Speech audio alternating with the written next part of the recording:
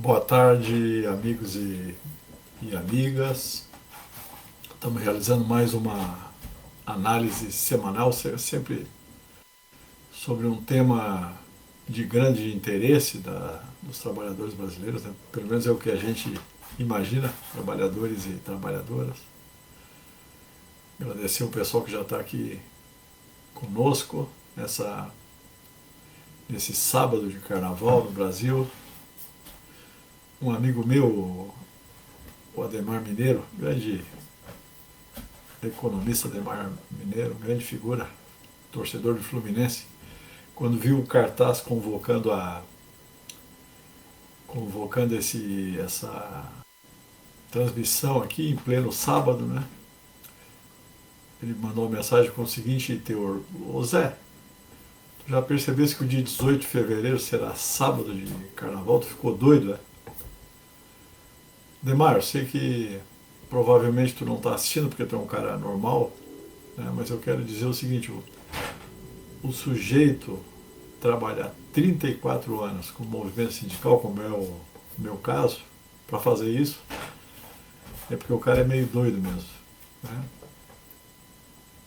Tu também é meio doido, porque tu trabalhou no Diese com o movimento sindical, acho que pelo menos uns 20 anos. Eu não sei exatamente quanto tempo, mas acho que umas 2 décadas tu trabalhou. Então tu tem também um grau razoável de loucura, não chega a fazer transmissão em pleno sábado de carnaval, até porque tu está no Rio de Janeiro, né? Que é um dos centros do carnaval no Brasil. E, portanto, tu é suspeito para falar. Lembrando que essa transmissão aqui está sendo feita através do portal Desacato, que é um parceiro histórico do Diese. Quem puder ser um colaborador espontâneo do Desacato, não deixe de fazê-lo. Esse tipo de mídia é fundamental. O Desacato vive com muitas dificuldades, mas já está há mais de 15 anos aí na praça, não tem mais o que provar. Eu tenho bastante orgulho do Diese, a instituição na qual eu trabalho, ter parcerias com o Desacato, né? Não só com essa transmissão ao sábado, mas também com o programa na sexta-feira do Agenda dos Trabalhadores, uma inserção no JTT, atualmente às quintas-feiras, a qual eu faço também. Então a gente tem bastante orgulho dessa parceria e, na medida do possível, curta a programação, a grade de programação do Desacato, que é bastante intensa e com uma visão independente e tudo mais, mas se possível contribua também com o Desacato. Faça a contribuição espontânea com qualquer valor, é só acessar o site lá que você pode se tornar um contribuinte. Nós estamos fazendo essa transmissão aqui também pela RWB, que é TV e portal de internet, do meu amigo Marcelo Fernandes. Marcelão comanda a RWB, que tem uma programação bem interessante também, de entrevistas, etc., música. Marcelo é um jornalista muito canchado, muito experiente, poeta. E o Marcelo toda semana faz um cartaz dessa atividade aqui, gratuitamente, sem custo. O homem está sempre nos apoiando aqui também, fazendo. Eu estou sempre incomodando ele para fazer os cartazes semanais, etc. Então, curta também a RWB do Marcelo Fernandes. Uma das preocupações dessas nossas transmissões semanais é, na medida do possível, contribuir muito modestamente, é claro, com a reflexão independente da classe trabalhadora. Né? É fundamental que a gente não coma na mão dos grandes meios de comunicação, né, que são comprometidos com o sistema financeiro, com o grande capital, inclusive com o imperialismo. Algumas redes de TV, como a Rede Globo, é completamente comprometida com o imperialismo. Né? Então nós temos que ter alternativas independentes, aproveitar as potencialidades que a internet nos oferece e construir essa alternativa. E essa inserção aqui dos sábados, feita num dia que eu sei que é complicado para os trabalhadores em geral, mas é o que é possível fazer com essa característica aqui. Essa transmissão visa isso, é uma contribuição mínima para uma reflexão independente dos trabalhadores. Normalmente a gente faz essa transmissão aqui pelos portais do Sintesp, pelos perfis, melhor dizendo, no Facebook do Sintesp, do Cine de Saúde e Sinergia. Hoje, infelizmente, eu esqueci de incluir esses perfis na transmissão. Foi realmente um erro que eu cometi. Não sei, inclusive, como fazer isso durante a transmissão ou após a transmissão. Então, quem tiver alguma dica de como fazer isso, por favor, me coloque aqui no chat, que eu só vou poder ler depois, porque eu não consigo, sozinho aqui eu não consigo fazer a leitura e ao mesmo tempo fazer o procedimento para compartilhar com os perfis do Sintesc, do Cine de Saúde e Sinergia, todos os sindicatos muito importantes aí da classe trabalhadora. O Sintesp são servidores públicos, né, onde estaremos no dia 25, inclusive, sábado que vem, para começar um curso de economia política lá para um pessoal aí do movimento sindical, do movimento social. Meu amigo Luiz está coordenando esse processo e eu terei a honra de enfim, coordenar essa discussão todo sábado, e que vai se estender por 10 encontros. Serão 10 encontros para discutir fundamentos, introdução, na verdade, à questão da economia política. Aliás, tem vagas, viu? Tem quem quiser participar desse processo. São 10 encontros entre fevereiro, dia 25, e maio, sempre aos sábados, 2h30, tempo bem escasso, tem que aproveitar bastante. Quem quiser, me contate, que tem vagas ainda para esse negócio. Buenos, hoje nós vamos discutir aqui um pouco sobre o BNDES, sobre a indústria e sobre a relação desse tema com o Projeto Nacional de Desenvolvimento.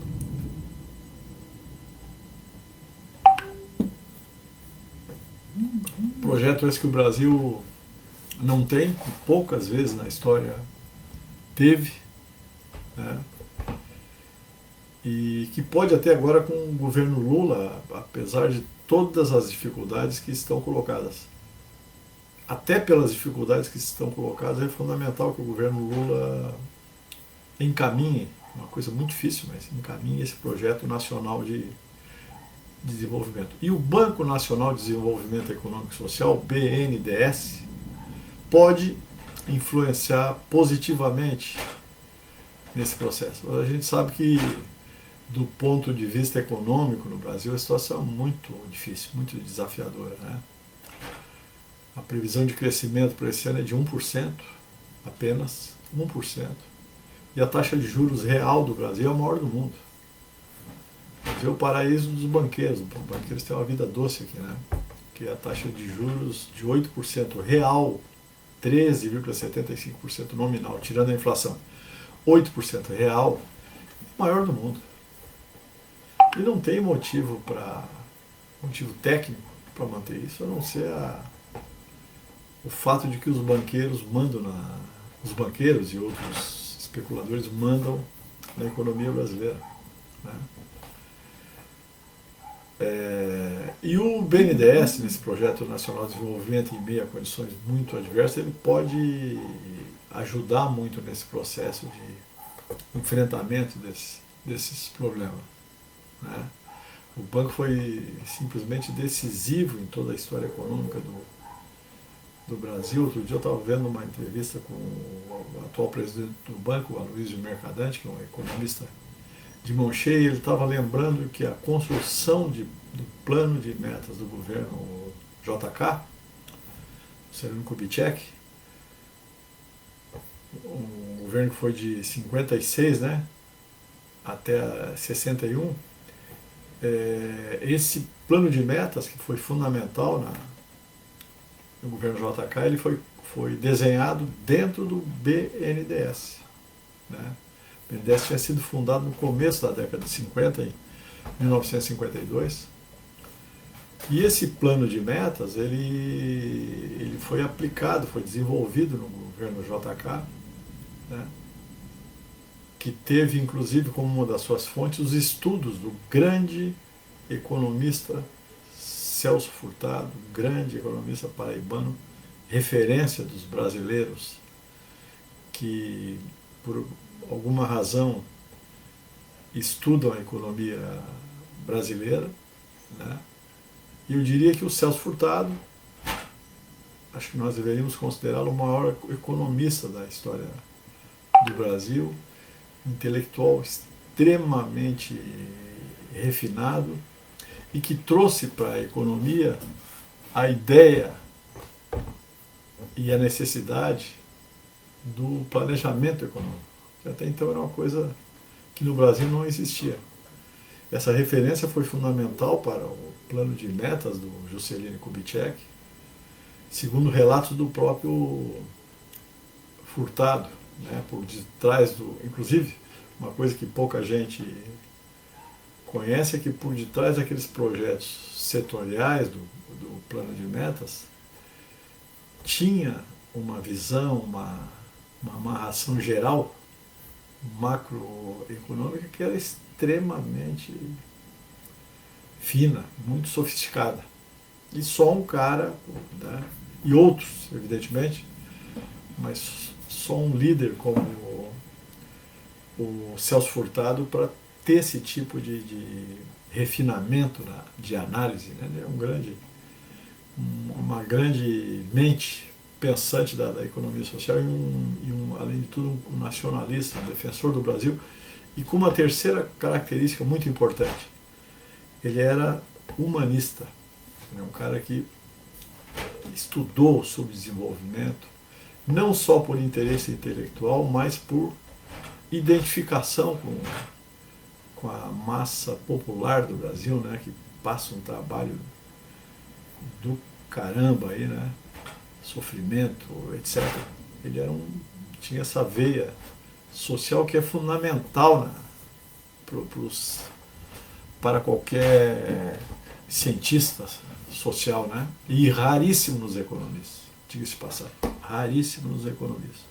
Então nós tivemos o privilégio de ter um cara dessa envergadura no Brasil. Em 2020, inclusive, se comemorou 100 anos do nascimento desse grande brasileiro aí. A gente pode, inclusive, ter reservas em relação ao plano de metas. Todo mundo tem reservas em relação a tudo, né? Diga-se de passagem. Nada é perfeito, mas era um plano para o desenvolvimento do Brasil. Né? O projeto estabeleceu, se eu não estou enganado, 30 objetivos, né, agrupados em setores como energia, transporte, indústria, educação, setores estratégicos e alimentação também, né, segurança alimentar, porque não existe país sem energia e sem segurança alimentar. E uma coisa interessante, anos depois, posteriormente, já nas vésperas do golpe de Estado de 1964, o plano trienal de 1962, criado por João Goulart, foi elaborado pelo próprio Celso Furtado, que foi ministro, inclusive, do Jango. E esse plano trienal de 62 ele veio no meio das turbulências, né, que confluíram lá, desembocaram no golpe sórdido de 1964. E esse plano trienal, dentre outras coisas, ele visava combater a inflação no Brasil, que era muito alta, e fazer o país retomar crescimento com distribuição de renda. Isso está sempre presente muito na visão de Celso Furtado. Esses conceitos do economista e outros contidos no plano trienal estão, isso é muito importante a gente observar, na ordem do dia até hoje.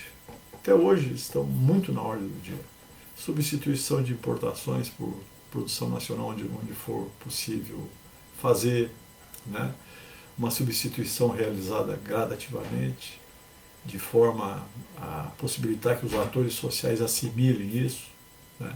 Industrialização do país, distribuição de renda, expansão do mercado consumidor interno, tudo isso que Celso Furtado defendia lá na década de 50, depois no plano trienal da década de 60, está muito na ordem do dia. É todo o discurso do Lula, por exemplo, agora, nesse momento. Uma coisa interessante, esse plano trienal, acho que eu já vi que era do Celso Furtado, e também teve outro grande líder no processo, que era o Santiago Dantas. Ele foi pensado no Banco Nacional de Desenvolvimento Econômico e Social, no BNDES. Ou seja, o BNDES é uma instituição, um banco público de desenvolvimento que tem o DNA, né, no próprio desejo do Brasil de ser um país desenvolvido e soberano. É por isso também, né, vamos entender isso, que os governos do golpe de 2016 eles tentaram destruir o BNDES, né? Tanto lá o primeiro golpista, né, quanto o Bolsonaro. É natural, porque o BNDES é um entrave no processo de transformação do Brasil num país soberano. Como nos ensinou o Celso Furtado e outros, não existe nação sem soberania, né? Um país que não tem planos de soberania não precisa nem de indústria e muito menos de um banco de desenvolvimento nacional como é o BNDES, né? Por isso que é fundamental que o BNDES, no atual governo, né, ele entre nesse debate sobre o projeto de país para retomada de crescimento.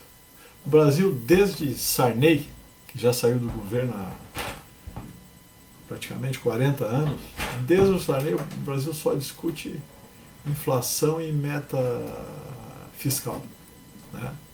Então isso tem que ser superado. Aliás, eu diria que esta é uma vitória muito forte do neoliberalismo, né?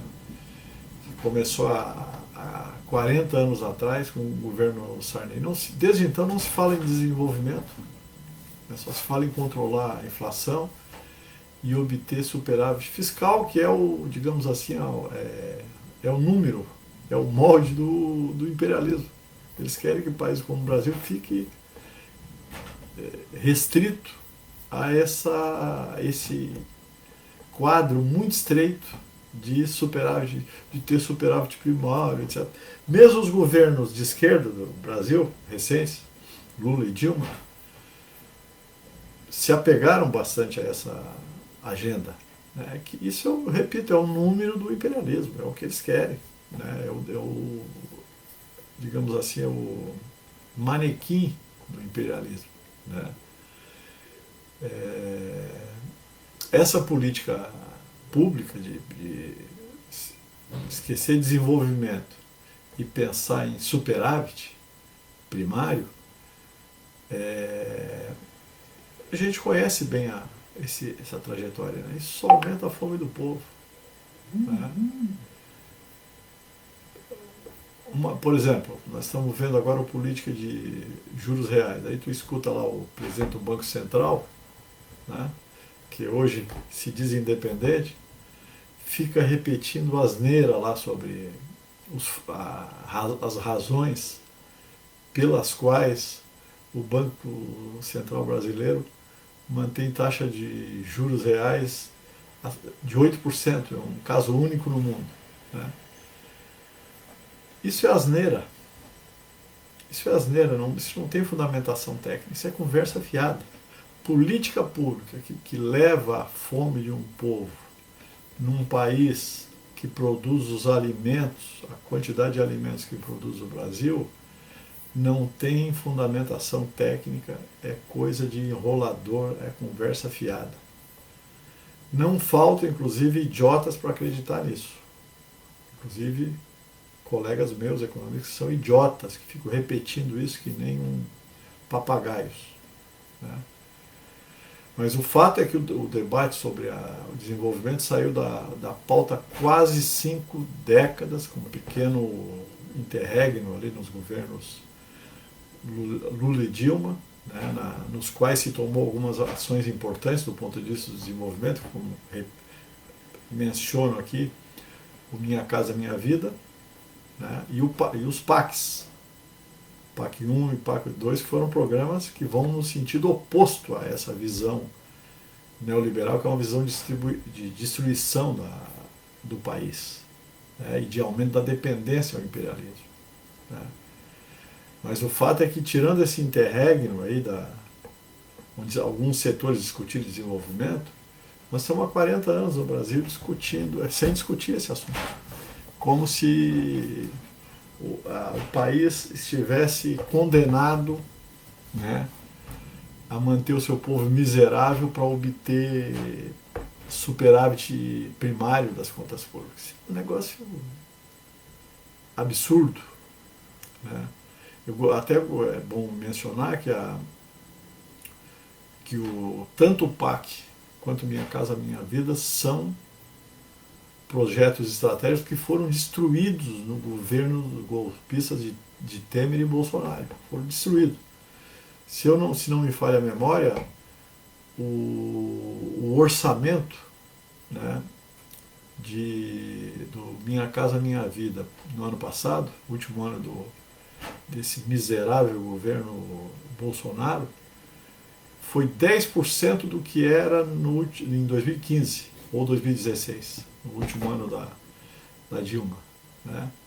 Então é um negócio de louco esse troço aí, né? Tem muita gente que não percebe, mas o golpe de 2016 ele veio para simplesmente desossar qualquer ideia de projeto nacional de desenvolvimento, né? O Temer e o Bolsonaro, colocados no governo pelo processo golpista, vieram com a receitinha, com o script pronto, o script do imperialismo, e só queriam saber de vender patrimônio, né, de entregar patrimônio e destruir direitos dos trabalhadores. Eu diria até que o Temer foi mais eficiente nisso. O Bolsonaro foi menos eficiente. O Temer, vamos lembrar aqui, né, diz que recordar é viver. Como a data é bastante recente ainda, o Temer queria, em 2018, 2017, 2018, disponibilizar o aquífero Guarani para as multinacionais da alimentação. Fiz até reunião secreta com essa. Talvez vocês não saibam disso, alguém não pode não saber disso, mas isso é fundamental ter presente. O cidadão, que é um piolho do imperialismo, é simplesmente um piolho do imperialismo, fez reunião secreta, se não me engano, com a Danone, para disponibilizar o aquífero Guarani. O acesso, né, dessas empresas, que são verdadeiros vampiros, a extrair água de um dos maiores aquíferos de água doce do mundo.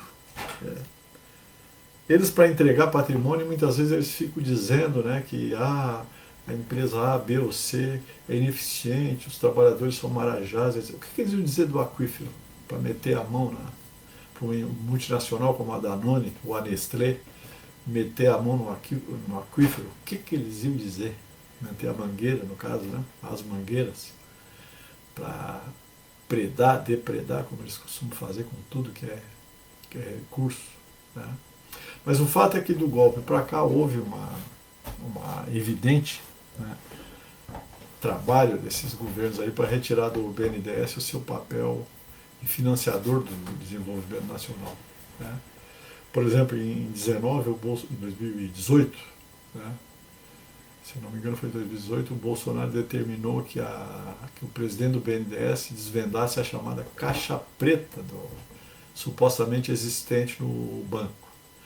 Aí a direção do BNDES, é bom lembrar também disso, gastou 48 milhões, praticamente 50 milhões de reais, para fazer uma auditoria, para abrir a tal caixa preta. Contrataram lá uma empresa estrangeira e após 1 ano e 10 meses de investigação, o banco divulgou, acho que foi no fim de 2020, um relatório que não apontou nenhuma evidência de corrupção nas operações apontadas, que se não me engano era da JBS, né? E o escritório, olha só, um escritório estrangeiro chamado Clear Steam e Hamilton LLP, esse escritório ganhou quase 50 milhões de reais para fazer uma pesquisa com dados secundários do BNDES. Podia ter dado para o Diese de Santa Catarina, que a gente faria essa pesquisa pela metade do preço. Essa empresa concluiu na auditoria que as decisões do banco foram tomadas a partir de fatores técnicos, isso está dito lá no relatório, eu vi o relatório, e sem riscos, né, para o banco. Até abrindo aspas aqui, tem uma parte do relatório dessa empresa estrangeira que diz o seguinte: os documentos da época e as entrevistas realizadas não indicaram que as operações tenham sido motivadas por influência indevida sobre o banco, nem por corrupção ou pressão para conceder tratamento preferencial à JBS, à Bertin e à Eldorado. Esse é um trecho do relatório que eu colhi na imprensa. A gente já sabia disso, né? Mas essa auditoria, pelo menos, ainda que tenha ganho uma fortuna, né, que é um verdadeiro absurdo pagar 50 milhões para fazer um relatório secundário, só um governo muito picareta, né, como o de Bolsonaro,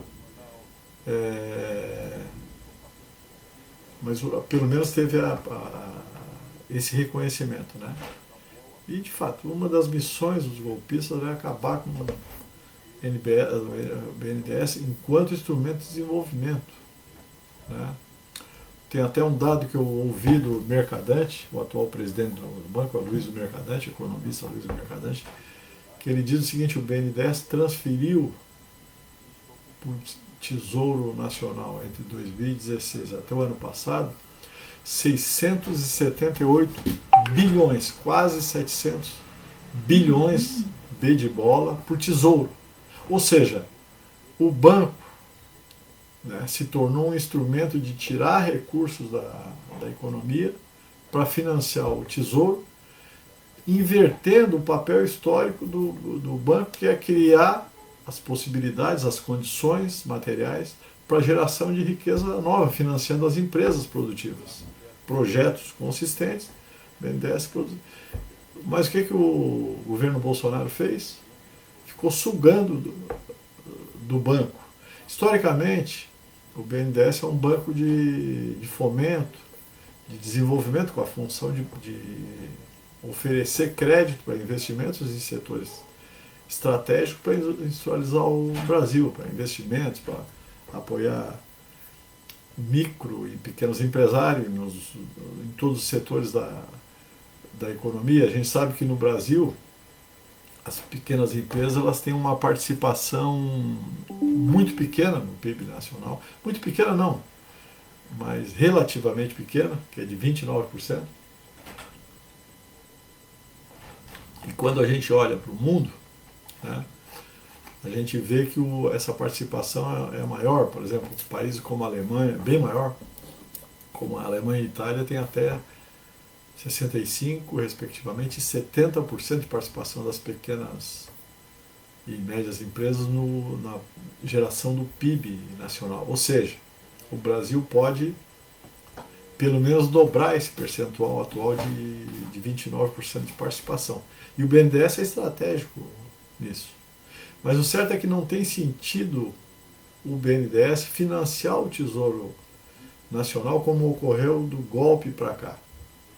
Não há sentido nisso. O Brasil gasta bilhões todo ano com a dívida pública. Bilhões. Se o BNDES financia o Tesouro, no fundo está financiando os tubarões, os credores da dívida pública, que são tubarões, são grandes bancos, a maioria estrangeiros, inclusive.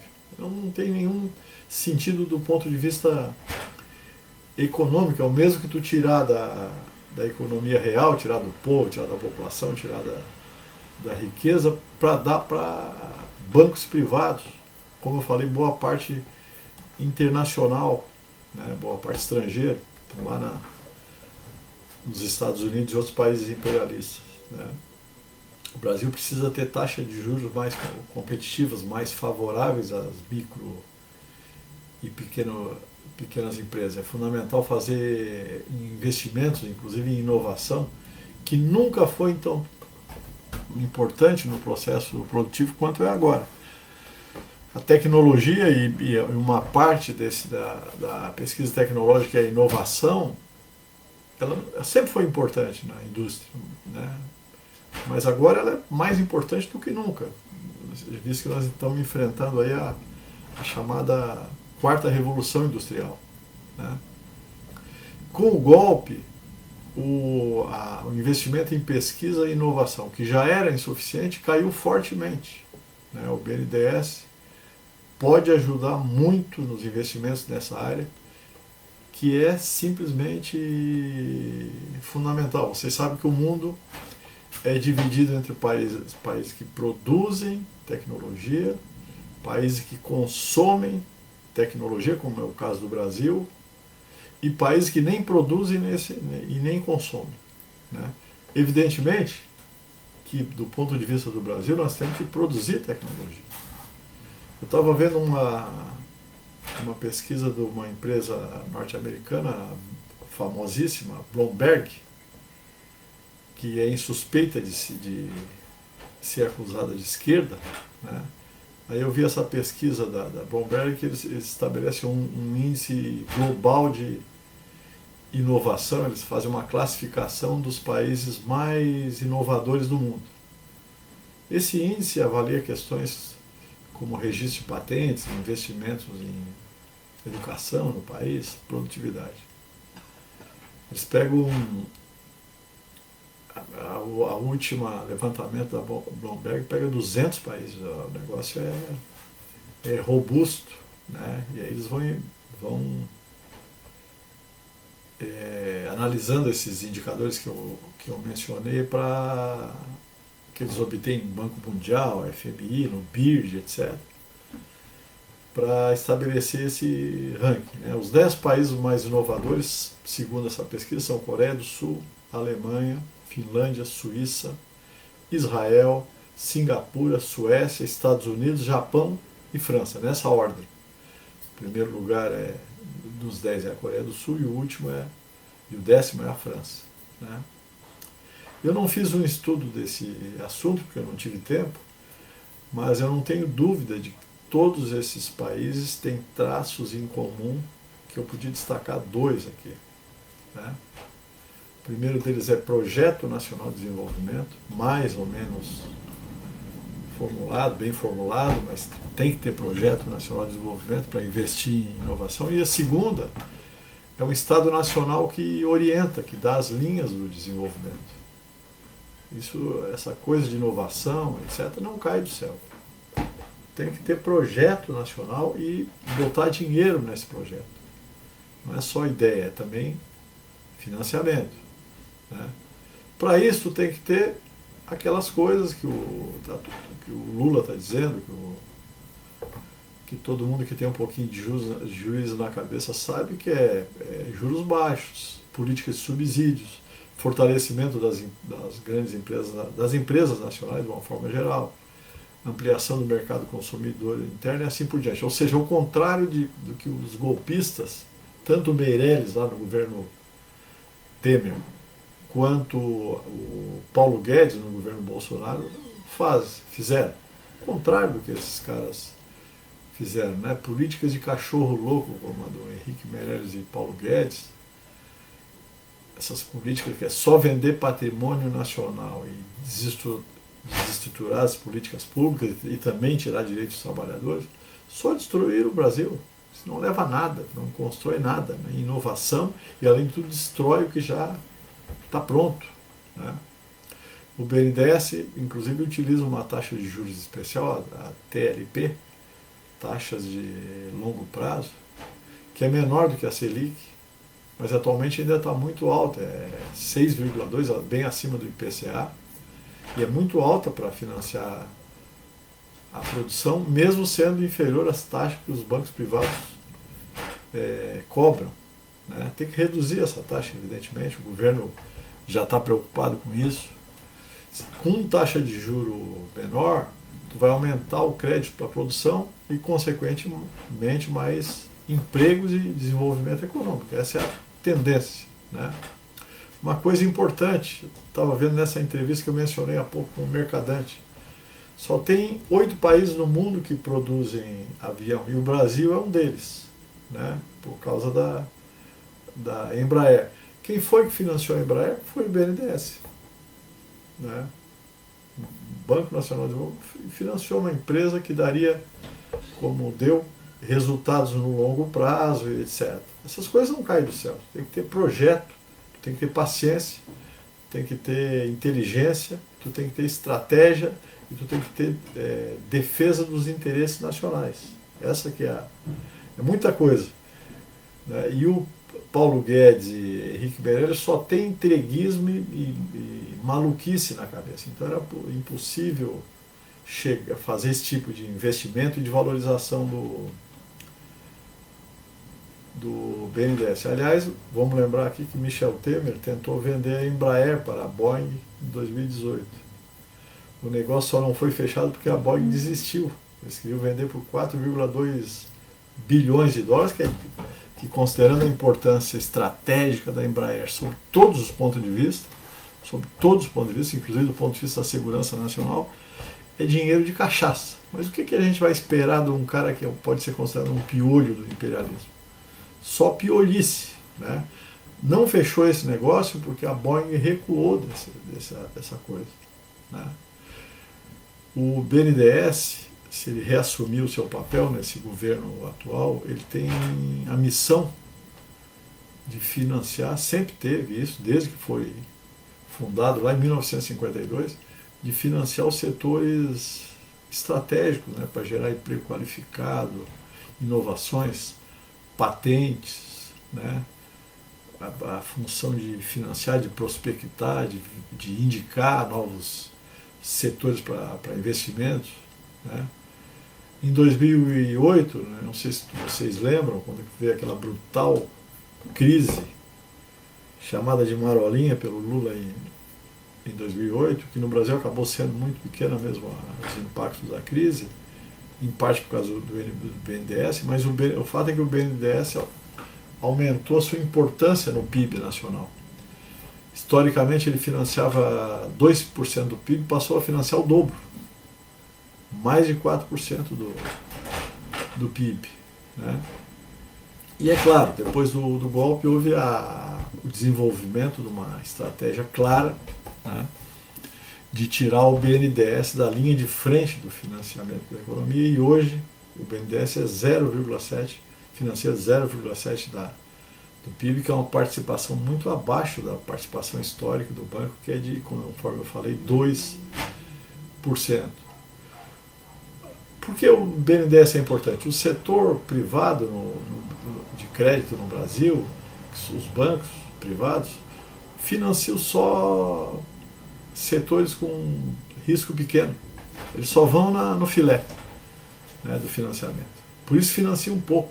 Os bancos aqui vivem da dívida pública, chupando riqueza da dívida pública. Eles financiam muito, muito pouco. Né? Por exemplo, o setor de infraestrutura não tem financiamento privado. O retorno, quando surge, era via BNDES. E isso secou durante os governos do golpe. Né? Mas esses setores não são financiados pelos bancos privados, nem pensar. Segundo o BNDES, há um déficit de 226 bilhões de reais em investimentos em infraestrutura no Brasil, nesses setores que eu mencionei. Esgoto, água, etc. Né? O BNDES um banco que dá grande possibilidade de investimento nesse setor, porque ele pode, por exemplo, alongar os prazos de financiamento, diminuir os riscos e assim por diante. Um pool de bancos privados até financia um shopping, né, para a classe média e os ricos poderem curtir, poderem usufruir, etc, etc. Mas quem pode financiar o financiamento, quem pode financiar um projeto de esgoto sanitário é o BNDES, não será o Bradesco, nem Santander, muito menos Itaú, né, que vai financiar um projeto de esgoto numa periferia cuja margem é menor, que tem um certo risco e assim por diante. O mercado, inclusive, não financia inovação na magnitude necessária para a economia moderna, né? Quando se desenvolve uma tecnologia, quando se melhora o processo produtivo, quando consegue fazer um processo com um custo menor, isso tudo é fundamental para a competitividade da economia brasileira e, consequentemente, para a própria geração de empregos. O Brasil, vamos falar o que é verdade, tem todas as condições para se desenvolver e melhorar a vida do povo, da população.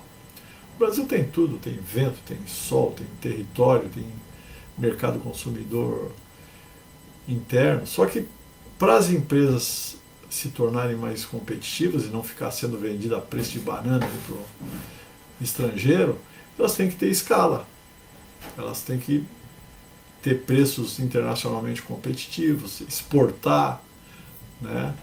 Se não fizer isso, em algum momento elas vão ser vendidas, como aconteceu com tantas empresas de setores estratégicos no Brasil nos últimos anos, né? Desde FHC, pelo menos, né? Para vocês terem uma ideia, a China tem um banco que só financia exportações. Europa, Estados Unidos, a mesma coisa. Parece que a China tem 5 bancos que financiam exportações, né? Tudo que é produto chinês que está aí no mundo, espalhado no mundo, inclusive com inundação no mercado de brasileiro, tem linha de crédito que o governo chinês oferece através de seus bancos de fomento. A mesma coisa acontece com os Estados Unidos e Europa. Essas coisas não caem do céu, é ilusão ter uma política de meritocracia de empresas. Isso é conversa fiada. As empresas japonesas e norte-americanas só concorrem internacionalmente porque tem incentivo do governo americano, obviamente, né? Através de bancos de fomento, etc, etc. Só gente que desconhece a dinâmica da economia internacional, desconhece absolutamente, é que pode achar que uma empresa norte-americana que tem competitividade internacional se baseia exclusivamente no seu mérito. Isso é conversa fiada. Isso só gente ignorante ou de má fé que acredita nesse negócio. Eu vi um dado outro dia que é o seguinte, o próprio Lula acho que falou, o Brasil tem 14 mil obras paradas, né, que é fruto do golpe de Estado e também da incompetência dos governos que assumiram depois do golpe, né? Ou da competência, né, já que é um golpe, foi um golpe contra o Brasil, contra o desenvolvimento nacional, então, de certa forma, eles fizeram de propósito isso, né? Deixa lascar a economia, deixa lascar a infraestrutura, deixa o povo se lascar, principalmente porque a burguesia depende menos da infraestrutura pública, né? Tem as suas próprias estruturas privadas, né? Mas o fato é que muitas obras foram licitadas até o governo da Dilma e agora isso tudo está parado, né? O governo vai tentar agora destravar esse processo, tem óbices jurídicos, etc, etc, que os caras fizeram questão de criar, né? De entravar mesmo o processo, né?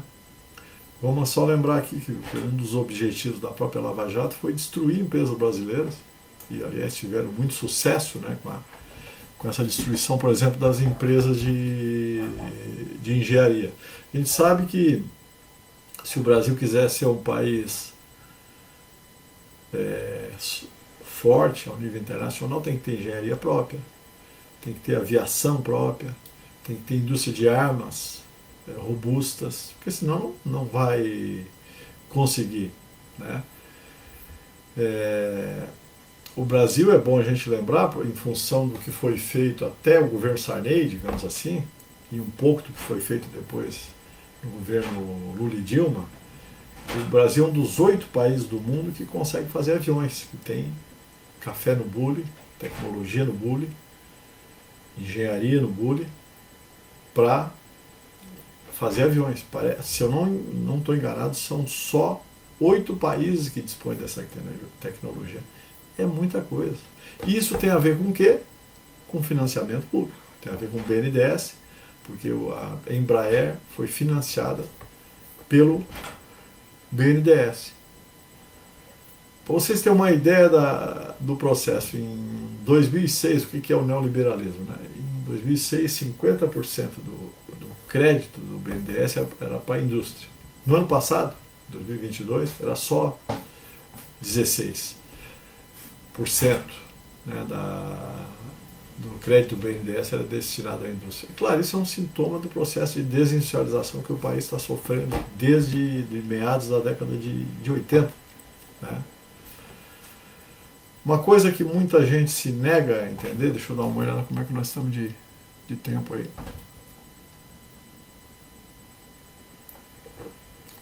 O Brasil foi uma grande hacienda, uma grande fazenda, durante 400 anos, né, mais ou menos, como colônia de Portugal, só produzia produtos primários para exportação. Todo mundo conhece os ciclos, né, no Brasil, né?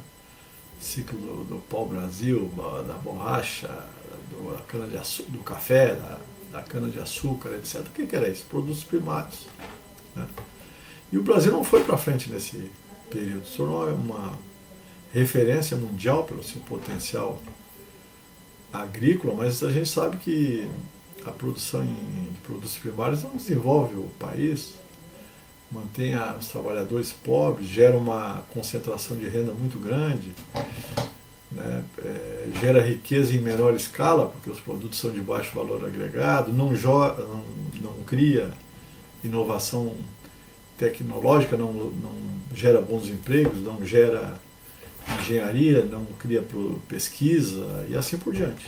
Né? Então não é futuro para país nenhum do mundo querer ser um celeiro exclusivo de produtos agrícolas. Né? Isso é só outros países têm interesse nisso, países imperialistas, e uma burguesia muito tacanha que pode almejar isso para o país. Né? Ela está ganhando dinheiro, então que se lasque o país. É evidente, o Brasil tem que usar suas potencialidades agrícolas e na produção primária, obviamente. Né? Pode até ser aquilo que alguém fala sempre aí de ser o celeiro do mundo, mas o povo tem que ganhar com isso. Nós vamos ficar trabalhando que nem uns condenados para gerar produto agrícola e primário para o mundo e com um povo miserável? Isso não tem sentido. Né? Não tem sentido, por exemplo, o Brasil ser o maior produtor de café do mundo há século e meio, há 150 anos, e não exportar industrialmente o café. Né? Ficar exportando grãos. Todos vocês já devem ter ouvido falar do caso da Alemanha, né? Que junto com os Estados Unidos é o maior comprador de grãos produzido no Brasil. Acho que são 20 milhões de sacas de 60 quilos por ano. Né? A Alemanha adquire, e o que ela faz? Pelo menos metade desse produto é reexportado para a Europa. Né? Eles dispõem de uma malha ferroviária, uma logística do caramba. Né? O país que não planta um pé de café sequer, né? Eles importam uma saca de 60 quilos de café por cerca de R$ 400. Esse é o preço que eu vi uns meses atrás, não sei se está atualizado. E vendem para os seus países por 800, pelo dobro do preço. Né? Uma parte dos grãos, inclusive, é transformado aquele café industrial, aquele Nespresso, né, que sai R$ 400 o quilo daquele negócio, que é quase 70 vezes o quilo do café cru que o Brasil manda para lá. Né? Cara, não é possível que o Brasil não disponha desse tipo de tecnologia. O país mais industrializado da América Latina pode gerar esse tipo de tecnologia. Não é possível a gente ficar mandando grão para deixar outro país faturar com isso. Né? Agora, para fazer isso, tu tem que ter projeto nacional e planejamento. Uma coisa que é muito importante, existe muita confusão sobre isso, é que não existe nação desenvolvida que não disponha de uma base industrial forte. Na verdade, essa é a história econômica do mundo. Né? A indústria é o setor que mais gera valor agregado, mais gera inovação, mais produz pesquisa, é o setor que mais produz emprego qualificado. Por isso que a indústria é fundamental. Né? Existe uma visão aí de que a indústria não precisa de indústria. A gente escuta, inclusive, de economistas, duas hipóteses: ou o cara é um idiota completo, ou tem má fé, está ganhando dinheiro para dar esse tipo de declaração. Por que China e Coreia, por exemplo, são duas potências econômicas? Porque a China se tornou a fábrica do mundo, como eles gostam de falar. A Coreia, da mesma forma, desenvolveu enormemente a sua indústria a partir do quê? De mérito do setor privado? Também, mas principalmente de planejamento público estratégico. Essa que é a história. A indústria, todo mundo sabe, é um setor que a montante e a jusante, como se diz, antes e depois, gera valor agregado. Né? O setor de serviços é importante, não há dúvida, gera muito emprego. A agricultura produz alimentos, que é fundamental para a segurança alimentar. O Brasil tem uma imensa vantagem comparativa nessas áreas. Eu diria que na agricultura, inclusive, não tem para ninguém. Né? É conhecido isso. Mas é importante a gente lembrar que a própria agricultura brasileira, né, ela utiliza os insumos produzidos pela indústria. Nesse aspecto, inclusive, nós temos um problema. Né? A boa parte dos insumos industriais são importados. Então, quando o real se desvaloriza, por exemplo, que é importante para fomentar as exportações, há um encarecimento das importações, o que pressiona os preços internos, ou seja, pressiona a inflação.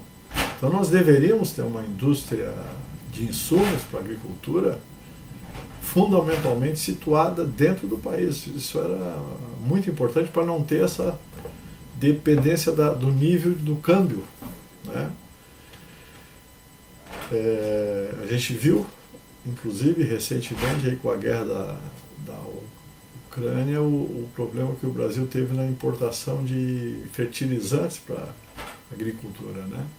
Se a guerra se agrava, né, se torna um conflito de maior envergadura, talvez o Brasil tivesse um problema muito grande, que é o desabastecimento de fertilizantes, o que iria influenciar na produtividade da agricultura e na quantidade de produção de alimentos, o que estaria, no mínimo, na melhor das hipóteses, um problema inflacionário que afeta principalmente os mais pobres. Né? Vamos lembrar isso, quer dizer, quando tu tem um problema de caráter na produção alimentar, os maiores prejudicados são os mais pobres. Esse projeto do Meirelles, do Temer, do Paulo Guedes, né, do Brasil ser um grande fazendão, que produz só minérios, só produtos básicos, só alimentos para os países imperialistas, eu diria que é um projeto simplesmente criminoso do ponto de vista do país. Não tem outra qualificação. É, no mínimo, um projeto criminoso. Não faz sentido do ponto de vista nacional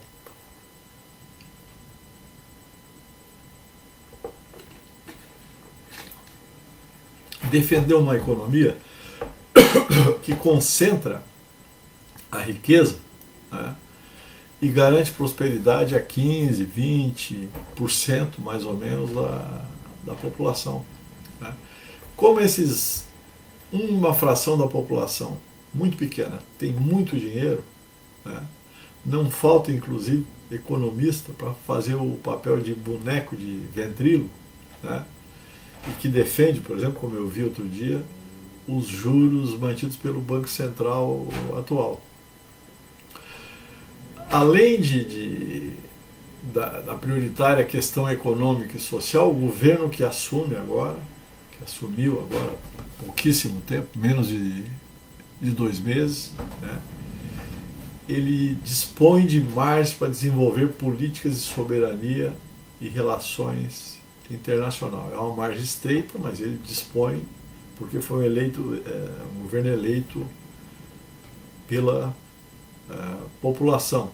Esse governo pode resgatar a ideia de Brasil soberano, né, que trata de igual para igual os países ricos e poderosos, mas ao mesmo tempo coopera com o desenvolvimento dos países mais pobres, que de fato é uma visão correta das relações internacionais, especialmente considerando as características da nossa América Latina, aqui onde um gigante como o Brasil é cercado de países pobres, né, e se houver uma integração entre as economias, não só o Brasil ajuda esses irmãos latino-americanos, como se beneficia disso também, porque passa a gerar maior riqueza em todo o subcontinente, o que o Brasil seria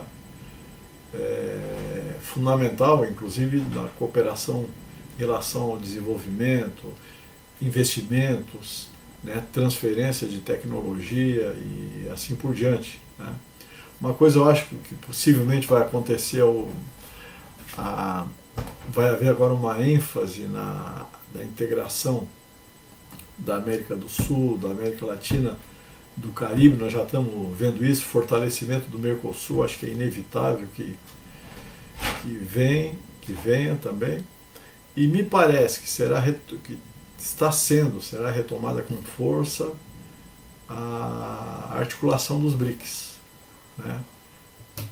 Vamos lembrar um aspecto da indicação recente de Lula, né, para a presidência do novo Banco de Desenvolvimento, da Dilma Rousseff, que é uma pessoa muito importante, a presidenta que foi destituída pelo golpe de 2016, e que foi vítima crucial, inclusive, desse golpe, mas a indicação dela revela o peso que o presidente da República está colocando nos BRICS. Não se trata de qualquer indicação, se trata da presidenta que foi eleita em 2014 e que foi destituída por um golpe sórdido de Estado coordenado pelos Estados Unidos.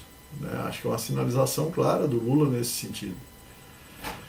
O Brasil ainda é o país mais industrializado da América Latina, mas é certo que há décadas o setor vem perdendo importância no PIB, né? E que é uma tendência, inclusive, que foi muito acelerada nos desgovernos do Temer e do Bolsonaro. Né? Acho que não pode haver dúvida que é fundamental retomar o desenvolvimento industrial com um câmbio adequado, com política industrial, com fortalecimento do BNDES, né, para financiar a produção. Será fundamental também os investimentos em tecnologia que praticamente pararam, né, depois do golpe. O Brasil precisa exportar produtos de alto valor agregado, né, que é política que foi abandonada. O Brasil virou de novo um fornecedor puro e simples de commodities para os países ricos. Né. E com esse mundo, que de certa forma está em frangalhos, com a guerra na Ucrânia, né, o novo governo, que assumiu há pouco, deve ter um aumento, isso é muito importante a gente levar em conta, no chamado sul global, ou seja, os países do sul do mundo, né, que, digamos assim, abrigam quase 90% da população mundial, e essa parceria especialmente nas áreas aí de tecnologia, né? Por exemplo, com a China e com a Rússia, certo? Países que estão sendo diretamente ameaçados aí pelo Império Norte-Americano através dessa, digamos assim, dessa maliciosa guerra na Ucrânia provocada pelos Estados Unidos, né? Eu acho que um aspecto importante é que o Brasil retomará, de certa forma já está havendo isso, o protagonismo na luta contra a crise climática, né? Não caindo no papo furado dos Estados Unidos, mas atuando fortemente nessa área aí, melhorando, por exemplo, a proteção dos biomas brasileiros como um todo, né? E ao mesmo tempo, eu acredito que o governo Lula deve reduzir, ele irá, porque o Lula é um nacionalista, reduzir a entrega da floresta amazônica para interesses imperialistas, como estava acontecendo nos governos do golpe. Inclusive, principalmente, talvez, no governo do Bolsonaro, que tem uma retórica nacionalista para inglês ver, né? O nacionalista de fachada, né? que bate continência para a bandeira norte-americana, né? É fundamental, inclusive, possibilitar o desenvolvimento sustentável das comunidades que vivem na região amazônica, né? O bioma amazônico, tem gente que ignora isso, é metade do território brasileiro. É metade do território brasileiro. Lá não, aquilo lá, apesar da densidade demográfica ser muito pequena, mas vive quase 30 milhões de compatriotas, passando muita dificuldade. Tem que ter política de desenvolvimento para essa região, até para impedir ou diminuir o risco de uma eventual tomada, perda daquela área do território, né? A gente não pode se iludir, né? A implementação dessas medidas e tantas outras medidas essenciais, o governo vai ter que fazer muito em pouquíssimo tempo, será feita em condições muito adversas, né? Não vamos nos iludir. Condições adversas tanto nacional quanto internacionalmente, né? Esse é o nome do jogo. Eu diria até que a implementação das medidas que o governo Lula precisa tomar depende da alteração na correlação de forças. Não é uma questão de competência técnica. Pode botar os técnicos mais competentes do mundo. Se não tiver correlação de forças para implementar determinadas políticas, não vai, né? Especialmente em função de uma crise mundial, que eu acho que vai se agravar nos próximos anos, e a chamada herança maldita, né, dos dois governos golpistas, né? E eu acho que um outro fator é que, além dessa questão da mudança na correlação de forças, uma coisa que terá que ser feita necessariamente, de certa forma já está havendo, é um aumento no papel do Estado brasileiro, que não faz isso com um Estado raquítico, um Estado fraco, etc., como era a intenção de Paulo Guedes e do Meirelles, né? A interrupção, por exemplo, dos processos avançados de privatização das empresas estratégicas, por exemplo, a Petrobras, essa interrupção que o Lula está acenando, isso já, digamos, despertou a fúria dos setores que ganham muito dinheiro com esse tipo de pirataria, né? Que ganham muito dinheiro, por exemplo, com a Eletrobras. Certo? A gente vê o Jorge Lehmann, por exemplo, que é um dos caras que comprou as ações da Eletrobras e que é um dos fraudadores, inclusive, das americanas, né? Tu vê que esses setores estão tudo baixando a ripa no governo, abrir a caixa de ferramenta, né? Porque esses setores acham, eles consideram que desenvolvimento, recuperação da indústria, investimentos em tecnologia, em geração de empregos, a gente vê isso nos jornais, esse tipo de coisa seriam fantasias, extravagâncias, né, que não poderiam nem mesmo ser mencionadas. Ou seja, eles querem que o Brasil continue tendo a porcaria de política econômica fiscalista que sempre teve. É isso que esses caras querem, porque para eles é muito vantajoso, né? Eu acho que as medidas econômicas do governo Lula têm que ir no âmago das necessidades da população, especialmente dos mais pobres, né, que está passando fome sem dúvida alguma, né? E aqui eu faço um destaque para o salário mínimo. O Lula precisaria ter um salário mínimo melhor, né, mais razoável. Isso é fundamental. Parece que não vai acontecer. A cena de um salário mínimo de 1.320 para mais, que é muito pouco, né?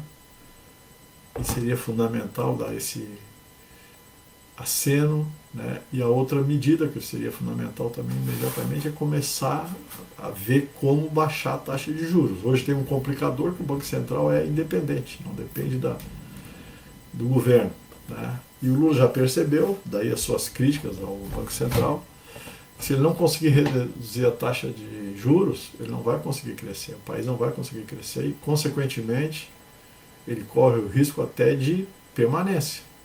O governo Lula corre o risco até de estabilidade. No caso, o risco de uma instabilidade, né? Mas é isso, gente. Já tocamos aqui no nosso limite de tempo, mais ou menos, né? Agradeço aí a gentileza da companhia de vocês. Desejo a todos um excelente carnaval. Aproveite para se divertir e descansar um pouco também. Grande abraço, pessoal, e até daqui a 14 dias para nova conversa sobre um tema fundamental dos trabalhadores e do nosso querido Brasil. Grande abraço a todos e a todas.